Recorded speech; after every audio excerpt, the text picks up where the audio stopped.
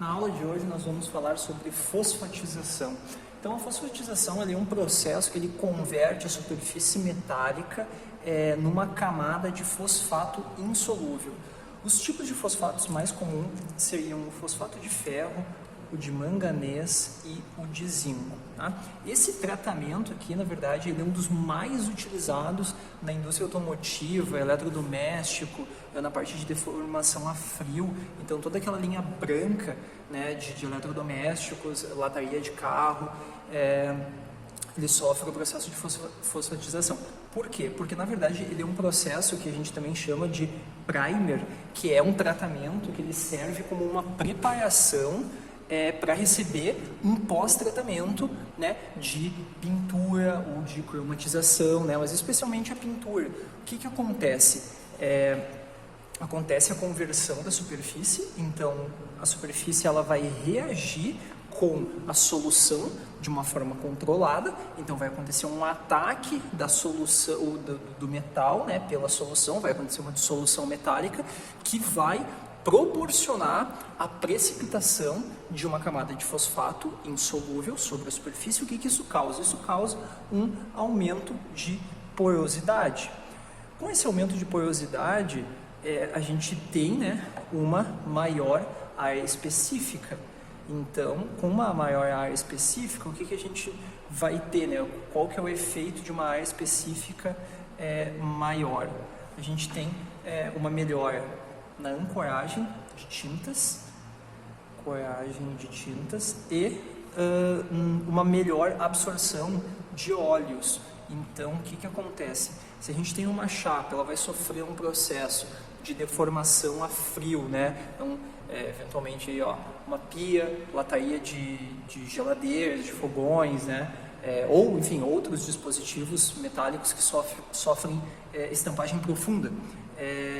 Precisa de bastante lubrificação, e para a gente ter uma lubrificação homogênea, a gente tem que ter óleo em toda a superfície. Se a gente tem uma superfície porosa, e a gente oleia ela, né, ou seja, a gente lubrifica essa camada, esses óleos eles entram nesses poros, ficam presos, né, dentro desses poros.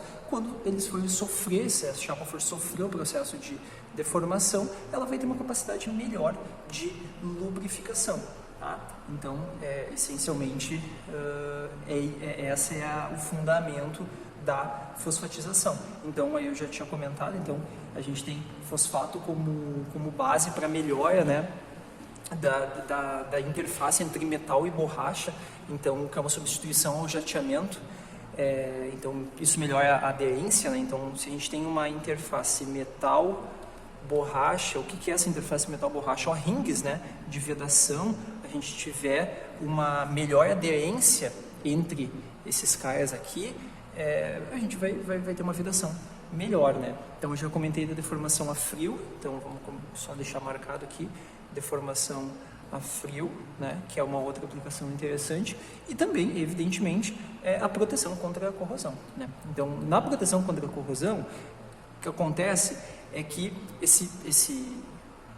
essa camada aqui, ela é porosa, então ele por si só, ele confere uma proteção contra a corrosão pequena, até melhor, né? Se a gente tivesse um aço sem nada de revestimento e um aço fosfatizado, é claro que o aço fosfatizado ele vai ter uma resistência à corrosão melhor, mas ela não chega a ser uma resistência à corrosão que a gente consiga aplicar, né, num quesito industrial, né, numa aplicação de engenharia. Então vai ter que ter algum tipo de pós-tratamento depois, né? E agora, como é que funciona, né, o processo de fato de fosfatização? Então vamos imaginar, a gente tem uma superfície metálica de ferro, e aí na solução nós temos o que? Nós temos sais de zinco, nós temos ácido fosfórico e nós temos ativadores e melhoradores, que são caras que melhoram a taxa de deposição, a taxa de crescimento, né, a cinética do processo. Então, o que a gente já vai falar adiante. Então, a gente tem uma superfície metálica, né, de ferro.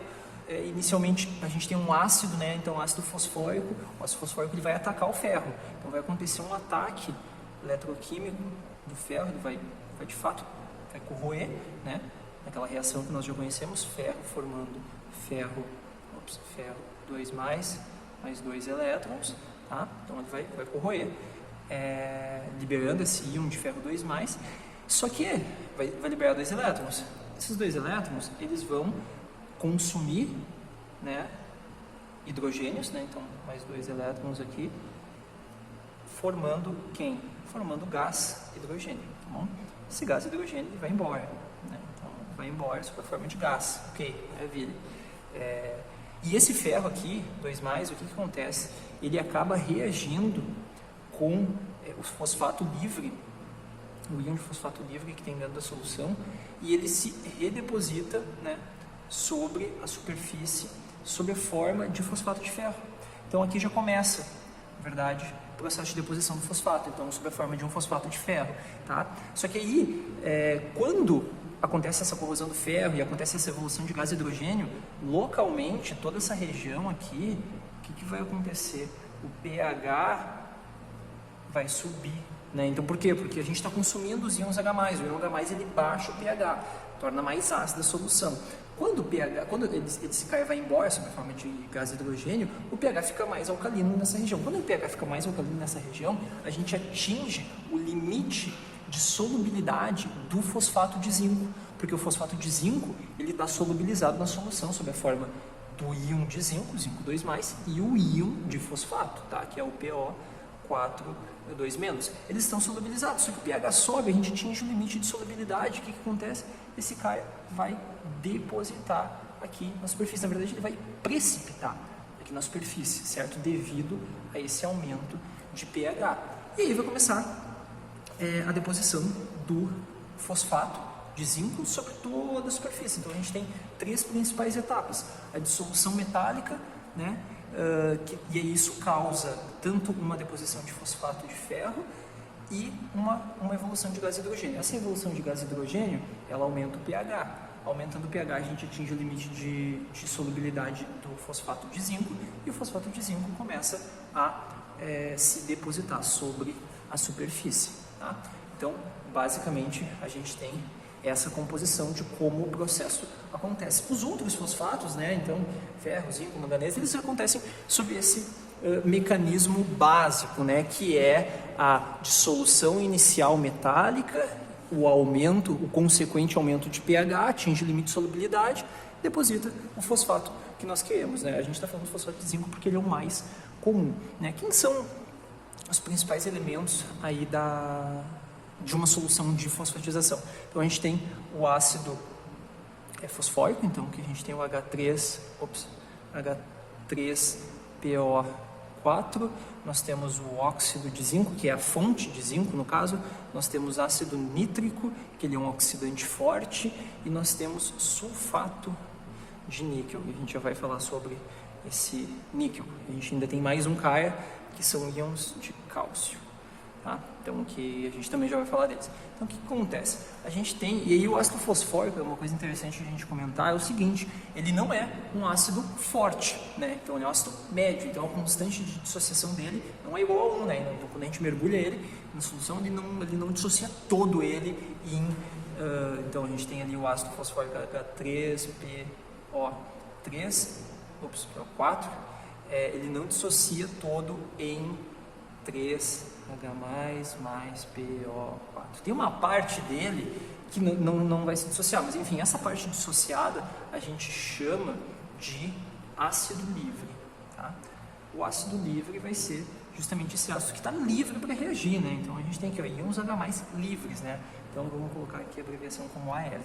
A gente tem a parte desse fosfato aqui, né, desse ácido fosfórico, que está complexando, né, tá ligada com o zinco.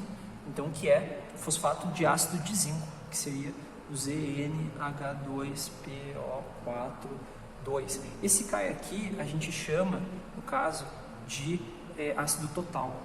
Então, que é todo o ácido, né, toda a fonte de ácido total que existe. Então, o ácido que está livre mais o ácido que não está livre, que é o ácido total. Tá? E aí depois a gente vai falar um pouquinho sobre a relação entre esses dois caras, que é importante. Tá? A gente ainda tem, né, a gente tem adição de nitratos e nitritos, o que esse cara faz? Então a gente já falou um pouco sobre nitrato e nitrito lá nos inibidores de corrosão. O que esse cara é? Ele é um oxidante, né? Só que naquele caso específico ele se deposita e forma uma camada passiva, etc. Nesse caso aqui ele não tem essa função, ele tem a função simplesmente de oxidar o ferro, de ferro 2+, para ferro 3+. Tá? Isso daqui, o que acontece? Acelera a formação de fosfato de zinco e de ferro. Tá? Então ele tem essa função aqui de acelerar o processo. Tá? O cálcio, ele tem um efeito de refinar o grão. Tá? Então a atuação dele é nesse sentido, essa é a sua função. E o níquel, né, as fontes de níquel, então sulfato de níquel e tal, tem a função de aumentar o número de sítios ativos, tá? Então, e aí esses dois caras, eles trabalham junto, né? Esse cara que aumenta o número de sítios ativos, esse cara que refina grão, que também faz, normalmente ele está relacionado a grãos pequenos, então a gente tem que ter vários sítios de nucleação. Então esses caras, eles trabalham em conjunto, um reforçando a atuação do outro. Tá? Agora vamos falar um pouquinho sobre pontagem. O que é a pontagem? É uma medida, basicamente, da relação entre esses dois caras aqui. Então, da acidez total dividido pela acidez livre. Então, se a gente tiver uma pontagem baixa, o que isso significa? Se a pontagem é baixa, significa que a gente tem muito AC. AC é acidez livre, certo? Ops, isso. Aqui não é AC, na verdade é AL, né? Então é AT sobre L. Então se a pontagem é baixa, a gente tem muito AL livre, significa muito ácido livre, acontece um ataque grande da superfície, né?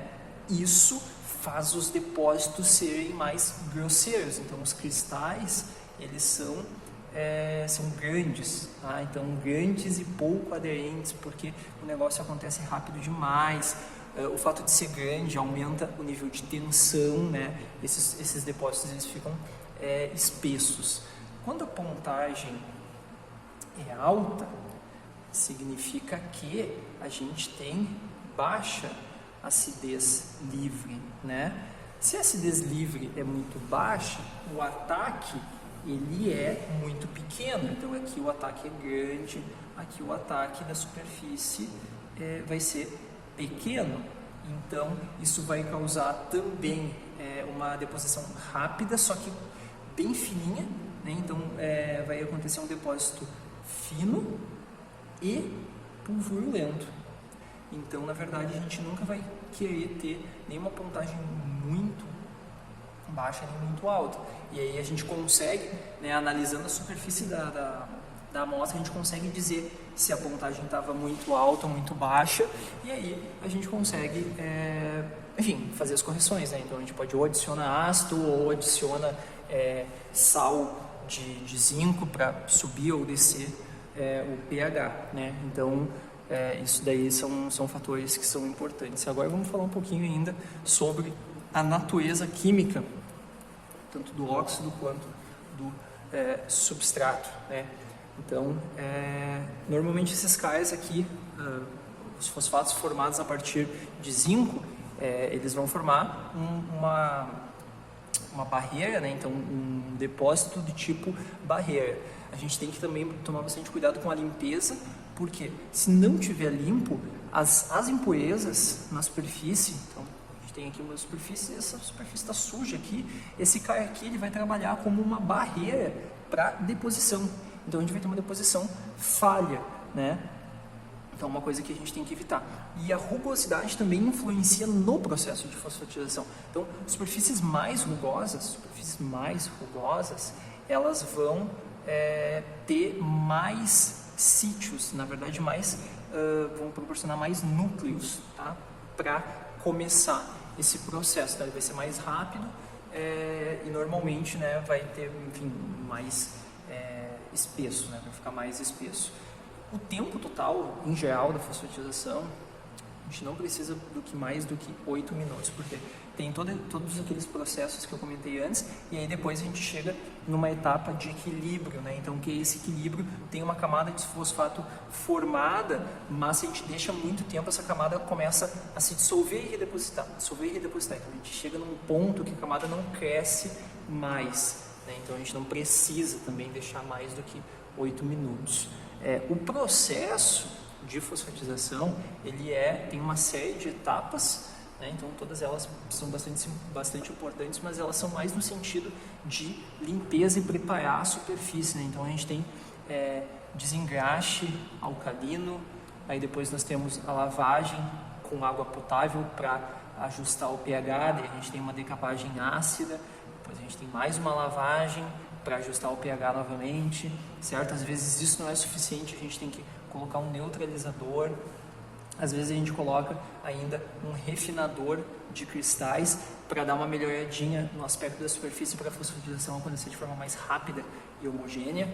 Depois a gente tem a fosfatização, a gente tem mais uma lavagem e aí depois a gente chega já na etapa que são os pós-tratamentos, tá? Então esses pós-tratamentos eles podem variar, a gente tem a passivação, que é uma opção, o oleamento, que é outra opção, e outras coisas, né? Então, pinturas e etc. E tal.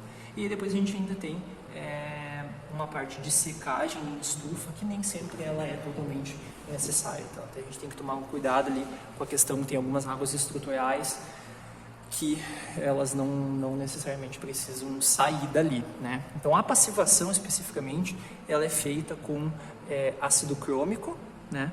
Então esse ácido crômico ele tem que ser usado numa concentração bem pequena porque ele ataca o fosfatizado. Então esse CAR a gente usa em 0,1% de concentração e ele vai formar uma camada, né, de óxido de cromo justamente nos poros. Então vai meio que não, né? Vai selar aqueles poros, vai melhorar bastante a resistência à corrosão desses CARs, né? A secagem eu já comentei, então a gente tem que tomar cuidado. Então aí temperaturas de 120 a 200 graus, os fosfatizados eles já começam a perder suas águas de hidratação, então eles têm na casa, né, dos 16% de água, não é água de hidratação, desculpa, é água estrutural. Então a gente tem que tomar cuidado, não pode passar dessas temperaturas na etapa de secagem, né? Então já foi comentado aqui, mas enfim, não custa a gente reforçar, a camada de fosfato ela não confere proteção contra a corrosão, né? A principal função de um fosfatizado é preparar a superfície para um próximo tratamento, né, que aí sim vai melhorar bastante a resistência à corrosão, a adesão de tinta. Então tem até alguns testes que eles fazem, né, aplicação de tinta em superfícies fosfatizadas e não fosfatizadas. As fosfatizadas, a adesão dessas tintas normalmente é muito superior, né? Então a resistência à corrosão, por consequência, acaba melhorando muito, né? Como é que a gente inspeciona os fosfatizados? Então, assim, a inspeção visual por si só ela já nos dá bastante informação. A coloração ela já nos diz. Então, superfícies acinzentadas claras normalmente são superfícies que contêm fosfato de zinco. Superfícies acinzentadas escuras são fosfatos de ferro e manganês. Uma coisa interessante é que os fosfatizados a gente consegue muitas vezes enxergar os cristais. Os cristais eles são macroscópicos. Então, um exemplo assim que a gente consegue ver fosfatizado, enfim, na vida poste de luz. Então a gente olha aqueles postes de luz que são metálicos, a gente percebe uns cristais nesses postes, e isso são superfícies fosfatizadas, né?